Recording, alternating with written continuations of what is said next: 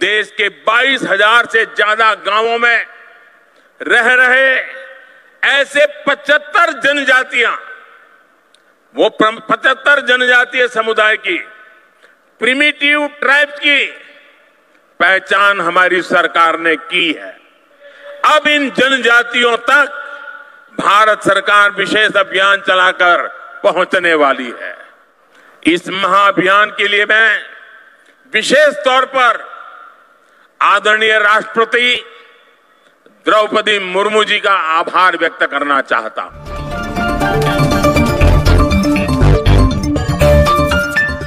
धरती आबा भगवान बिरसा मुंडा की, धरती आबा भगवान बिरसा मुंडा की। आप सभी को जोहार। आज का दिन सौभाग्य से भरा हुआ है। मैं कुछ देर पहले ही भगवान बिरसा मुंडा की जन्मस्थली उलीहातू से लौटा हूं। उनके परिजनों से भी बड़ी सुखद मुलाकात हुई है और उस पवित्र माटी को माथे पर चढ़ाने का एक परम सौभाग्य मुझे मिला है। मुझे भगवान बिरसा मुंडा मेमोरियल पार्क और फ्रीडम फाइटर म्यूजियम देखने का भी अवसर मिला है। 2 साल पहले आज के ही दिन मुझे म्यूजियम देश को समर्पित करने का सौभाग्य मिला था। मैं सभी देशवासियों को जनजातीय गौरव दिवस की बहुत बहुत बधाई देता हूं, अपनी शुभकामनाएं देता हूं और देश के सैकड़ों स्थानों पर देश के सभी वरिष्ठ जन आज झारखंड का स्थापना दिवस भी मना रहे हैं। अटल जी के प्रयास से ही इस राज्य का गठन हुआ था। देश को, विशेषकर झारखंड को अभी 50,000 करोड़ रुपए की अलग अलग योजनाओं का उपहार मिला है। आज झारखंड में रेलवे इंफ्रास्ट्रक्चर और कनेक्टिविटी के विस्तार के तहत कई रेल परियोजनाओं को शुरू किया गया है। आपको ये जानकर खुशी होगी कि झारखंड भी देश के 100% इलेक्ट्रिफाइड रेल रूट वाला राज्य बन गया है।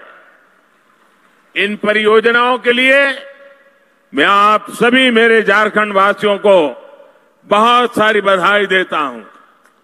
मेरे परिवारजनों, जनजातीय गौरव और संघर्ष के प्रतीक भगवान बिरसा मुंडा की गाथा हर देशवासी को प्रेरणा से भर देती है। झारखंड का कोना कोना ऐसे ही महान विभूतियों को, उनके हौसलों और अनथक प्रयासों से जुड़ा है। तिलका मांझी, सिद्धू कान्हू, चांद भैरव, फूलो जानो, नीलांबर, पीतांबर, जत्रा ताना भगत और अल्बर्ट एक्का जैसे अनेक वीरों ने इस धरती का गौरव बढ़ाया है। अगर हम आजादी के आंदोलन को देखें तो देश का ऐसा कोई कोना नहीं था जहां आदिवासी योद्धाओं ने मोर्चा नहीं लिया हो। मानगढ़ धाम में गोविंद गुरु के योगदान को कौन भूल सकता है। मध्य प्रदेश के तंत्या भील, भीमा नायक, छत्तीसगढ़ के शहीद वीर नारायण सिंह, वीर गुंडाधुर, मणिपुर की रानी गाइडिनल्यू, तेलंगाना के वीर रामजी गोंड, आदिवासियों को प्रेरित करने वाले आंध्र प्रदेश के अल्लूरी सीताराम राजू, गौंड प्रदेश की रानी दुर्गावती, ये वो विभूतियां हैं जिनका देश आज भी ऋणी है। ये देश का दुर्भाग्य है कि आजादी के बाद ऐसे वीरों के साथ न्याय नहीं हुआ। मुझे संतोष है कि आजादी के 75 वर्ष होने पर अमृत महोत्सव के दौरान हमने ऐसे वीर वीरांगनाओं को याद किया, उनकी स्मृतियों को अगली पीढ़ी तक पहुंचाया। साथियों, झारखंड आना मुझे पुरानी स्मृतियों को ताजा करने का अवसर भी देता है। गरीबों की सबसे बड़ी ताकत आयुष्मान भारत योजना की शुरुआत झारखंड से ही हुई थी। कुछ ही साल पहले खूंटी में मैंने सोलर पावर से चलने वाले जिला न्यायालय का उद्घाटन किया था। अब आज झारखंड की इस पावन भूमि से एक नहीं बल्कि दो ऐतिहासिक अभियानों की शुरुआत होने जा रही है। विकसित भारत संकल्प यात्रा सैचुरेशन के सरकार के लक्ष्यों को प्राप्त करने का सशक्त माध्यम बनेगी। पीएम जनजाति आदिवासी न्याय महाअभियान विलुप्त होने की कगार पर खड़ी जनजातियां, जिसे हम अब तक प्रिमिटिव ट्राइब के रूप में जानते हैं, उनकी रक्षा करेगा, उन्हें सशक्त करेगा। ये दोनों ही अभियान अमृत काल में भारत की विकास यात्रा को नई ऊर्जा देंगे। मेरे परिवारजनों, मुझे सरकार के मुखिया के तौर पर, हेड ऑफ द गवर्नमेंट के तौर पर अब 2 दशक से भी ज्यादा समय बीत गया है। देशवासियों की आकांक्षाओं को जानने का, समझने का मुझे बहुत करीबी से मौका मिला है। अपने उन अनुभवों के आधार पर मैं आज एक अमृत मंत्र आपके सामने रख रहा हूं और भगवान बिरसा मुंडा की धरती से रख रहा हूं। अगले 25 वर्षों के अमृत काल में अगर हमें विकसित भारत की भव्य और दिव्य इमारत का निर्माण करना है तो हमें उसके 4 अमृत स्तंभों को और मजबूत करना होगा, निरंतर मजबूत करना होगा। हमारी सरकार ने जितना 10 साल में किया, अब उससे भी ज्यादा ऊर्जा के साथ हमें इन 4 अमृत स्तंभों पर लगानी है, अपनी पूरी ताकत लगानी है। और विकसित भारत के 4 अमृत स्तंभ मैं आपको बताना चाहता हूं। ये 4 अमृत स्तंभ है क्या? पहला अमृत स्तंभ भारत की हमारी महिलाएं, हमारी माताएं बहनें, हमारी नारी शक्ति। दूसरा अमृत स्तंभ है हमारे भारत के किसान भाई बहन और किसानी से जुड़े हुए जो कारोबार है, चाहे पशुपालक हो, चाहे मछली पालक हो, ये सारे हमारे अन्नदाता। तीसरा अमृत स्तंभ भारत के नौजवान, हमारे देश की युवा शक्ति, जो आने वाले 25 साल में देश को नई ऊंचाई पर पहुंचाने वाली सबसे बड़ी शक्ति है। और चौथा अमृत स्तंभ भारत का मध्यम वर्ग, नियो मिडिल क्लास और भारत के मेरे गरीब भाई बहन। इन 4 स्तंभों को हम जितना मजबूत करेंगे, विकसित भारत की इमारत भी उतनी ही ऊंची उठेगी। मुझे संतोष है कि बीते 10 वर्षों में इन 4 स्तंभों को सशक्त करने के लिए जितना कार्य हुआ है उतना पहले कभी नहीं हुआ। मेरे परिवारजनों, आमतौर पर सरकारों का रवैया रहता है कि जो आसानी से हासिल हो जाए उस लक्ष्य को पहले प्राप्त करो। लेकिन हमने दूसरी रणनीति पर काम किया। मैं तो ज्ञानियों को कहूंगा इसका अध्ययन करें। आपको याद होगा, आजादी के इतने दशकों के बाद भी 18,000 गांव ऐसे रह गए थे जहां बिजली नहीं पहुंची थी। 18वीं शताब्दी में जीने के लिए अंधेरे में जीने के लिए मजबूर थे। उन्हें अंधेरे में जीने के लिए छोड़ दिया गया था, क्योंकि वहां बिजली पहुंचाने के लिए कई तरह की मुश्किलों का सामना कठिन था, मैं मानता हूं, लेकिन कठिन था तभी तो करना होता है। मक्खन पे लकीर तो हर कोई करता है, अरे पत्थर पर भी तो लकीर करनी चाहिए। और मैंने लाल किले से वादा किया था देश को कि मैं 1000 दिन में 18,000 गांवों तक बिजली पहुंचाने का कठिन संकल्प मैंने सार्वजनिक रूप से लिया था। और आज मुझे सर झुका करके कहना है कि ये आपके सेवक ने उस काम को समय पर पूरा कर दिया था।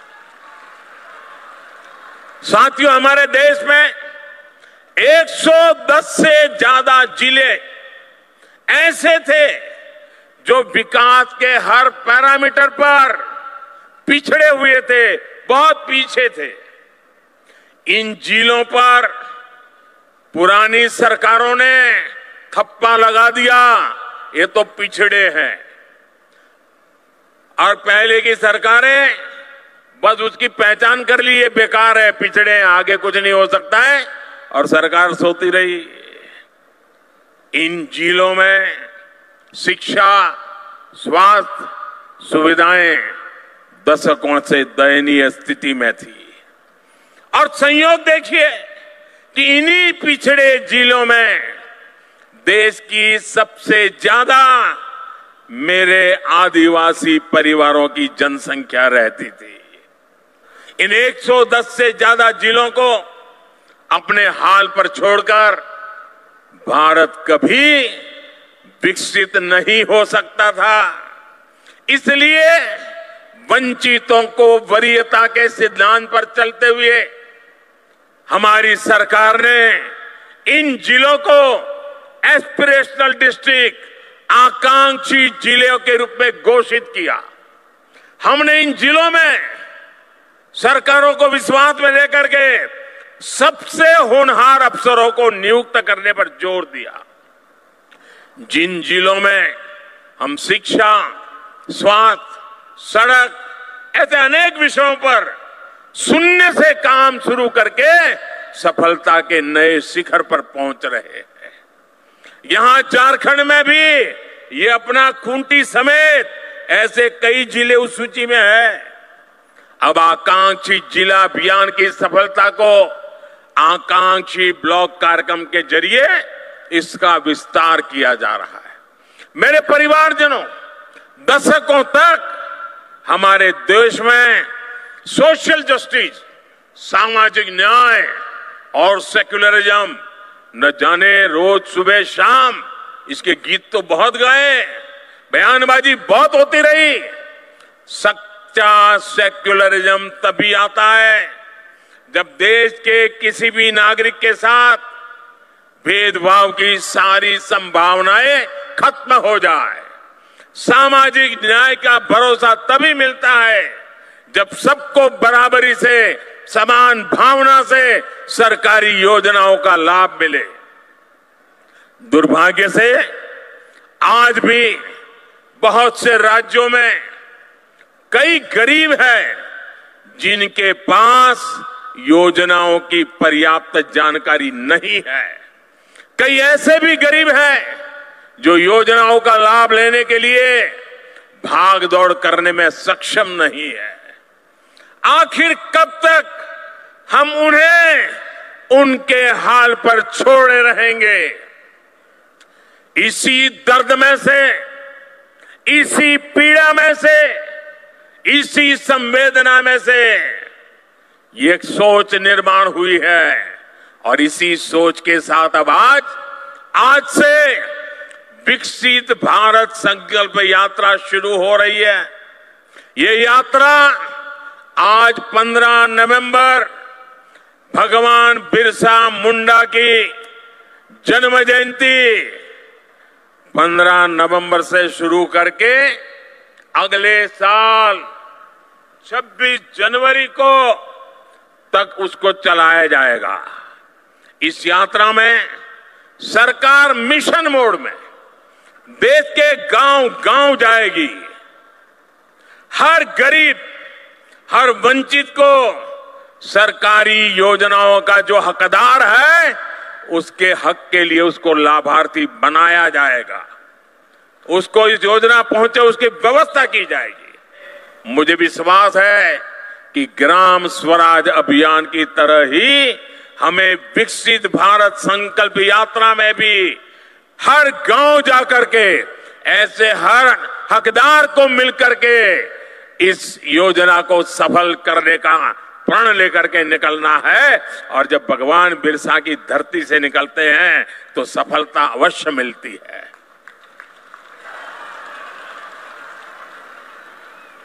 मेरे परिवारजनों, विकसित भारत के संकल्प का एक प्रमुख आधार है पीएम जनमन, यानी पीएम जनजाति आदिवासी न्याय महाअभियान।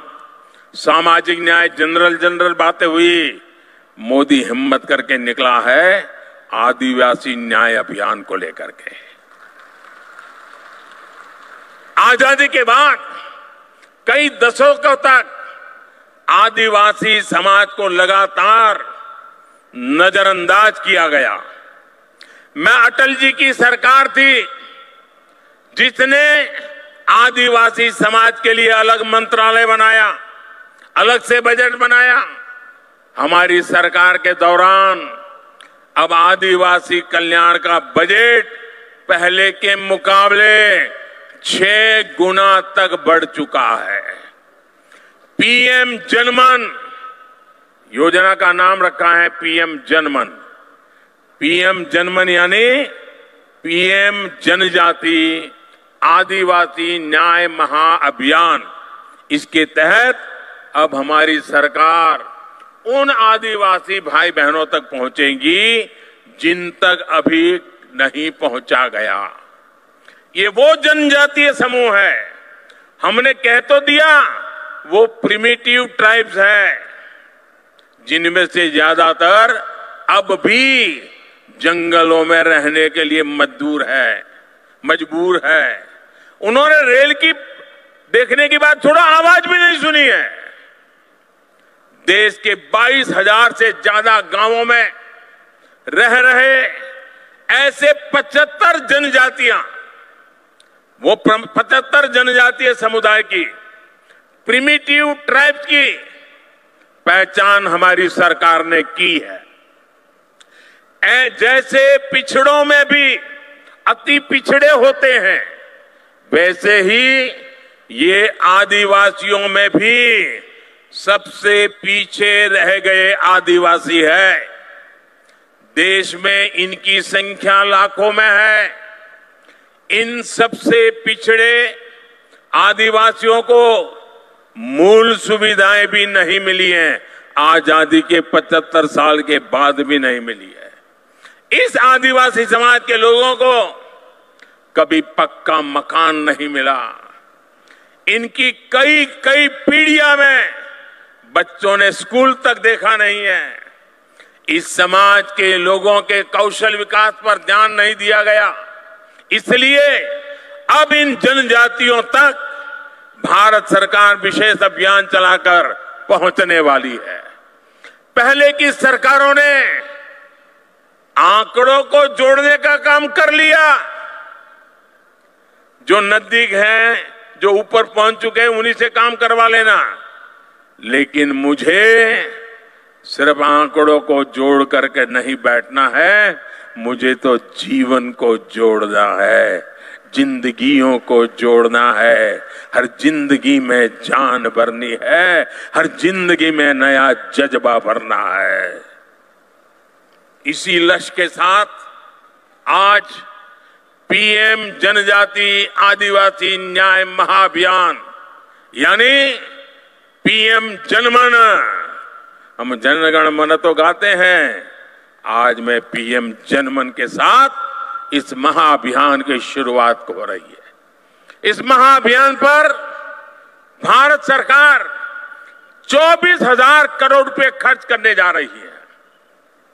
साथियों, इस महाअभियान के लिए मैं विशेष तौर पर आदरणीय राष्ट्रपति द्रौपदी मुर्मू जी का आभार व्यक्त करना चाहता हूं।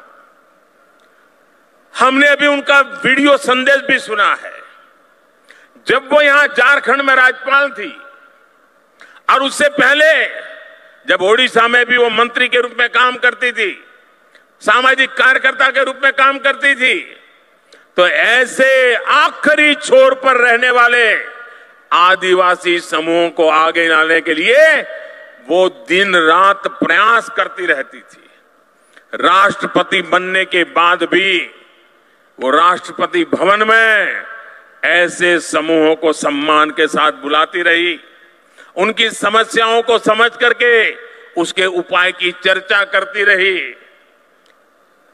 मुझे विश्वास है कि उन्होंने हमें जो मार्गदर्शन दिया है, उन्होंने हमें जो प्रेरणा दी है, उनकी इस प्रेरणा से हम ये पीएम जनमन, पीएम जनजाति आदिवासी न्याय, आदिवासी न्याय, आदिवासी न्याय महाअभियान में जरूर सफल होंगे।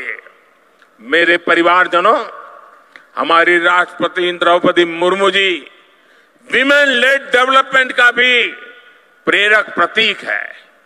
बीते वर्षों में जिस तरह भारत ने पूरी दुनिया को नारी शक्ति के विकास का मार्ग दिखाया है, वह अभूतपूर्व है। ये वर्ष माताओं, बहनों, बेटियों की सुविधा, सुरक्षा, सम्मान, स्वास्थ्य और स्वरोजगार के रहे हैं। ये हमारे झारखंड की बेटियां खेलकूद में जो नाम कमा रही है ना, सीना चौड़ा हो जाता है। हमारी सरकार ने महिलाओं के जीवन के हर पड़ाव को ध्यान में रखते हुए उनके लिए योजनाएं बनाई। बेटी बचाओ बेटी पढ़ाओ से बेटियों की जनसंख्या बढ़ी है और स्कूलों में छात्राओं के नामांकन में भी वृद्धि हुई है। सरकारी स्कूलों में छात्राओं के लिए अलग शौचालय निर्माण से स्कूल छोड़ने की मजबूरी कम हुई है। पीएम आवास योजना के तहत करोड़ों घर मालकिन बहनें बनी है, बहनों के नाम रजिस्टर हुआ है, पहली बार उनके नाम पर कोई प्रॉपर्टी हुई है। सैनिक स्कूल, डिफेंस एकेडमी को बेटियों के एडमिशन के लिए पहली बार खोल दिया गया है। मुद्रा योजना के तहत लगभग 70% बिना गारंटी के ऋण लेने वाली मेरे देश की महिलाएं हैं, मेरी बेटियां हैं। महिला स्वयं सहायता समूहों को भी आज सरकार से रिकॉर्ड आर्थिक मदद दी जा रही है। और लखपति दीदी अभियान, कुछ लोगों को मेरी बातें सुनकर के चक्कर आ जाते हैं। मेरा सपना है 2 करोड़ महिलाओं को लखपति दीदी बना के रहूंगा। 2 करोड़ महिलाओं को, स्वयं समाज सहायता समूह चलाने वाली 2 करोड़ महिलाएं लखपति बन के रहने वाली है। देख लेना, कुछ महीने पहले ही हमारी सरकार ने विधानसभा और लोकसभा में महिलाओं को आरक्षण देने वाला नारी शक्ति बंधन अधिनियम भी अपनाया है। आज भाई दूज का पवित्र पर्व है। देश की सभी बहनों को उनका ये भाई गारंटी देता है कि बहनों के विकास में आने वाली हर रुकावट को ये आपका भाई ऐसे ही दूर करता रहेगा। आपका भाई आपकी मुसीबतों की मुक्ति के लिए जी जान से जुटा रहेगा। नारी शक्ति का अमृत स्तंभ विकसित भारत के निर्माण में अहम भूमिका निभाएगा। मेरे परिवारजनों, केंद्र सरकार विकसित भारत की यात्रा में हर व्यक्ति के सामर्थ्य का उपयोग करने के लिए प्रतिबद्ध है। 2 महीने पहले ही हमने पीएम विश्वकर्मा योजना भी शुरू की है। सरकार ने उन लोगों को आगे लाने का प्रयास किया है जो अपने पारंपरिक कौशल के लिए जाने जाते हैं।